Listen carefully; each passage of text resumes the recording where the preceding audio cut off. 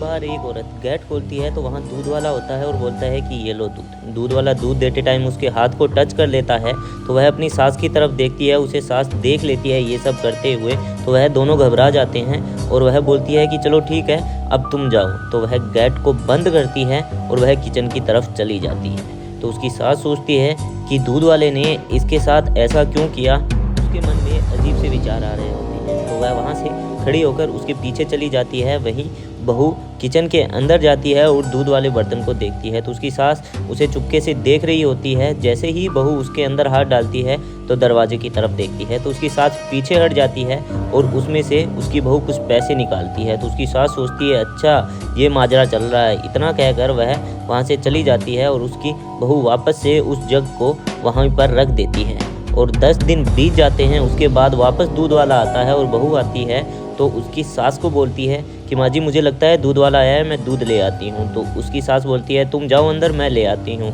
तो उसकी बहू बोलती है आप क्यों परेशान हो रही हो, मैं ले आऊँगी। तो उसकी सास बोलती है कि इसमें परेशानी वाली क्या बात है, जब मैंने बोल दिया कि मैं दूध ले आऊँगी तुम जाओ अंदर। तो वह बोलती है चलो ठीक है। तो इतना कहकर उसकी सास वहाँ से खड़ी होती है और दूध लाने चली जाती है और उसकी बहू अंदर चली जाती है। वह जैसे ही गेट खोलती है उसकी सास तो दूध वाला उसकी सास को देखकर चौंक जाता है और बोलता है कि माँ जी भाभी जी कहाँ हैं। तो वह बोलती है कि तुम्हें भाभी जी से क्या करना, लाओ दूध दो। तो वह बोलता है कि नहीं माँ जी मैं तो भाभी जी को ही दूध दूंगा, आपको नहीं दूंगा। तो उसकी सास बोलती है मुझे क्यों नहीं देगा।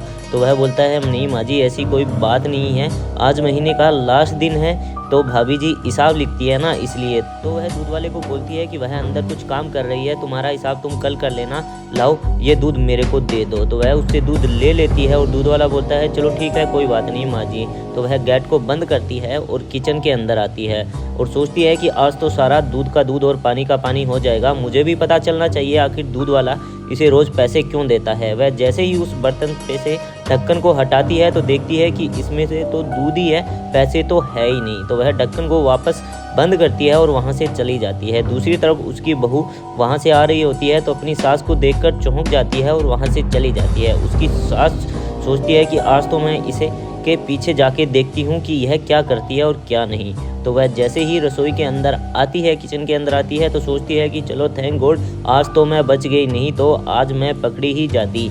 अगर मेरी सास को पता चल जाता कि दूध वाला अक्सर मुझे पैसे दे के जाता है तो मैं तो मारी ही जाती। तो वह उन पैसों को लेती है और इतने में उसकी सास ये सारी बातें सुन रही होती है। तो सास अपनी बहू को आवाज़ लगाती है तो उसकी बहू सास की आवाज़ सुनकर चौंक जाती है और बोलती है कि अच्छा तो ये चल रहा है तुम्हारा दूध वाले के साथ। तो उसकी बहू बोलती है नहीं नहीं माँ जी आप जैसा सोच रही हो वैसा कुछ नहीं है, मैं आपको सारी की सारी बात बताती हूँ क्या बात है। तो उसकी सास बोलती है बस रहने दे, अब बताने को रहा ही क्या है, तू ये बता मुझे कि तुम्हारा दूध वाले के साथ क्या रिश्ता है। तो उसकी बहू को गुस्सा आता है और बोलती है कि बस माँ जी बहुत हो गया, जैसा आप समझ रही हो वैसा कुछ नहीं है, मेरा दूध वाले के साथ कोई चक्कर नहीं है। तो वो बोलती है कि और ये पैसे तो मेरे पापा मुझे भेजते थे। तो उसकी सास बोलती है पास से पापा भेजते थे मतलब। तो उसकी बहू बताती है कि मेरे पास कपिल का फ़ोन आया था, वो मुझे बता रहे थे कि मैं तुम्हें इस बार पैसे नहीं भेज पाऊँगा। तो मैंने उनसे पूछा क्यों क्या बात हुई।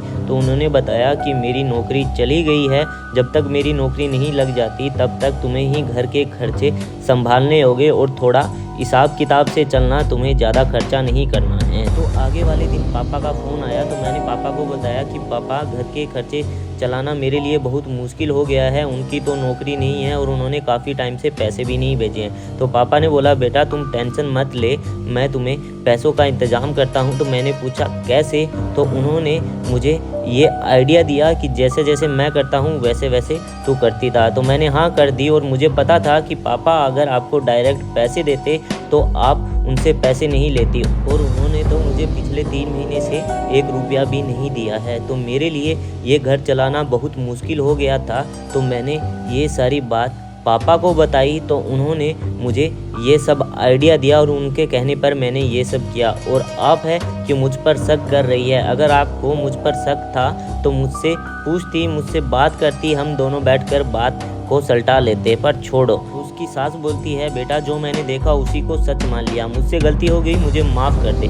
तो उसकी बहू बोलती है नहीं माँ जी, मुझे पहले ही आपको सब कुछ बता देना चाहिए था, गलती मेरी भी है, प्लीज़ माँ जी मुझे माफ़ कर दीजिए, माँ आगे से ऐसा कुछ भी नहीं करूँगी, प्लीज़ माँ जी। तो उसकी सास बोलती है भगवान की दया से कपिल की अब और भी अच्छी नौकरी लगेगी, जैसे ही उसकी सैलरी आ जाएगी बेटा हम तुम्हारे पापा के सारे पैसे लौटा देंगे। दोस्तों छोटी सी गलती से बड़ा नुकसान हो सकता है, इसलिए बात की तह तक जाए फिर ही कोई फैसला ले। अगर वीडियो अच्छी लगी हो तो ज़्यादा से ज़्यादा शेयर करें। Thank you.